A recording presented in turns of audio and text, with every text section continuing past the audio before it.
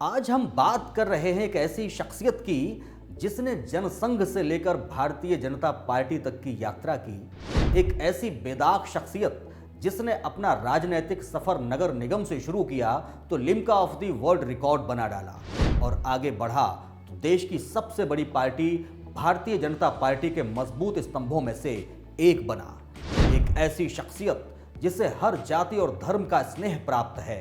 एक ऐसी शख्सियत जिसके बारे में जानकर आने वाली नस्लें नाज करेंगी। पंडित दीनदयाल उपाध्याय जी द्वारा लाए गए एकात्मवाद के संदेश वाली भारतीय जनता पार्टी, जिसका जन्म जनसंघ और जनता पार्टी के बाद हुआ और जिसके कार्यकर्ता हमेशा से गुनगुनाते रहे, भूल गए रास रंग, भूल गए छकड़ी, तीन चीजें याद रहीं, नून तेल लकड़ी। श्यामा प्रसाद मुखर्जी द्वारा रोपा गया जनसंघ का बीज आज सबसे ज्यादा सदस्यों वाली, सबसे ज्यादा विधायक और एमएलसी, सबसे ज्यादा पंचायत अध्यक्ष, नगरपालिका अध्यक्ष और महापौर, देश में सबसे ज्यादा प्रदेशों में सरकारें चलाने वाली भारतीय जनता पार्टी आज एक विशाल बट वृक्ष बन चुकी है। भारत विश्व गुरु के पद पर फिर से स्थापित हो, भारत का हर प्रांत उन्नति करे, इन्हीं विचारों के साथ भारत के राजनीतिक इतिहास में एक नया अध्याय जोड़ने वाली भारतीय जनता पार्टी का इतिहास पुराना है, जिसे कई बड़े नेताओं ने मिलकर लिखा है। भारतीय जनता पार्टी संगठन के इन्हीं नेताओं में से आज आपकी मुलाकात कराते हैं एक अनोखी शख्सियत से, जिन्होंने अपनी राजनीतिक और शैक्षिक यात्रा जनसंघ से शुरू की और आज भारतीय जनता पार्टी को सबसे बड़ी पार्टी बनाने में अपना महत्वपूर्ण योगदान दिया, जिन्होंने अपने व्यक्तित्व से राजनीति की एक नई परिभाषा गढ़ी। चुनौतियों से भरी इस कहानी की शुरुआत होती है केदारनाथ शर्मा उर्फ पाधाजी। उस समय जनसंघ के कार्यकर्ता हुआ करते थे। संघ के प्रति पाधाजी का समर्पण भाव ऐसा था कि एक समय तो विधानसभा चुनावों में जरूरत पड़ने पर जनसंघ प्रत्याशी की आर्थिक सहायता करने के लिए पाधाजी ने अपना गोदाम तक बेच दिया था। संघ उस समय एक ऐसा बीज था जो अंकुरित हो रहा था और इसे भाऊराव देवरस, नानाजी देशमुख, सुंदर सिंह भंडारी, कुशाभाऊ ठाकरे, श्री राम प्रकाश गुप्ता, माधव बाबू, जगन्नाथराव जोशी और स्वर्गीय श्री अटल बिहारी वाजपेयी जी जैसे मूर्धन्य लोग इस बीज को मिलकर सींच रहे थे। समय अपनी गति से आगे बढ़ा। पाधाजी के परिवार में 12 जनवरी 1964 को जन्म हुआ एक बालक का, जिसका नाम रखा गया दिनेश। जी हाँ, हम बात कर रहे हैं उत्तर प्रदेश के पूर्व उप मुख्यमंत्री डॉक्टर दिनेश शर्मा जी की, जो आज भारतीय जनता पार्टी के मजबूत स्तंभों में से एक हैं। दिनेश 6 बहनों और 3 भाइयों के बीच में आते थे, जिसकी वजह से इन्हें माता पिता के अलावा सभी बड़े भाई और बहनों का खूब लाड़ प्यार मिला।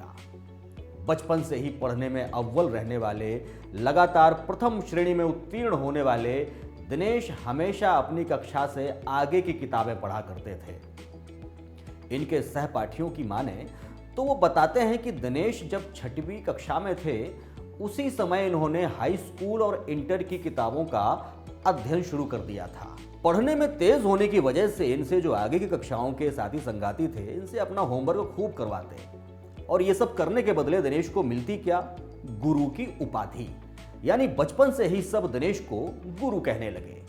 गुरु का संबोधन इन्हें इतना भाया कि इन्होंने पढ़ लिख कर गुरु बनने की ही ठान ली। पिता संगठन से जुड़े थे तो स्वाभाविक रूप से दिनेश का भी संगठन के कार्यकर्ताओं के बीच पिता के साथ उठना बैठना हुआ। उस समय संगठन आर्थिक तंगी से जूझ रहा था।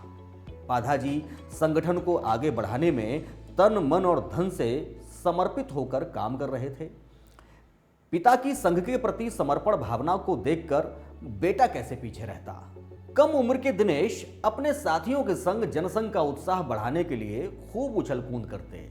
युवा मन में अंगड़ाई लेते ये विचार शायद आने वाले दिनों के थे, जो जनसंघ को उसके परिवर्तित रूप यानी भारतीय जनता पार्टी के प्रचंड बहुमत के बाद आज मिला है। समय के साथ दिनेश की पढ़ाई लिखाई आगे बढ़ती है। धीरे धीरे पाधाजी अपना कारोबार बढ़ाते हैं। पिता का व्यवसाय अच्छा चलने लगता है। पिता चाहते हैं कि बेटा कॉमर्स की पढ़ाई करे और उनका बिजनेस में हाथ बटाए, लेकिन माँ चाहती है कि बेटा डॉक्टर बने। दिनेश के अंतर मन में तो कुछ और ही चल रहा था। माता पिता दोनों की ख्वाहिशें पूरी करने के लिए दिनेश ने सभी कक्षाओं को प्रथम श्रेणी में उत्तीर्ण किया, कॉमर्स की पढ़ाई पूरी की, एमकॉम, डीपीए और पीएचडी की और डॉक्टर बन गए। ऐसा करके डॉक्टर दिनेश शर्मा ने अपनी माता और पिता दोनों की इच्छाएं पूरी कर दी।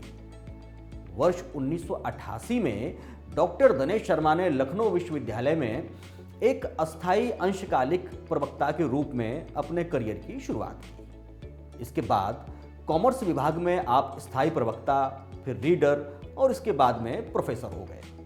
विश्वविद्यालय में आपने अपने प्रोफेसर कार्यकाल के दौरान लगभग 20 से अधिक छात्रों को पीएचडी के लिए दिशा प्रदान की, 6 पुस्तकों का लेखन और लगभग 3 दर्जन शोध पत्रों को लिखने का काम किया, जिसे इनके शैक्षणिक करियर के बड़े और बहुत ही महत्वपूर्ण योगदान के रूप में जाना जाता है।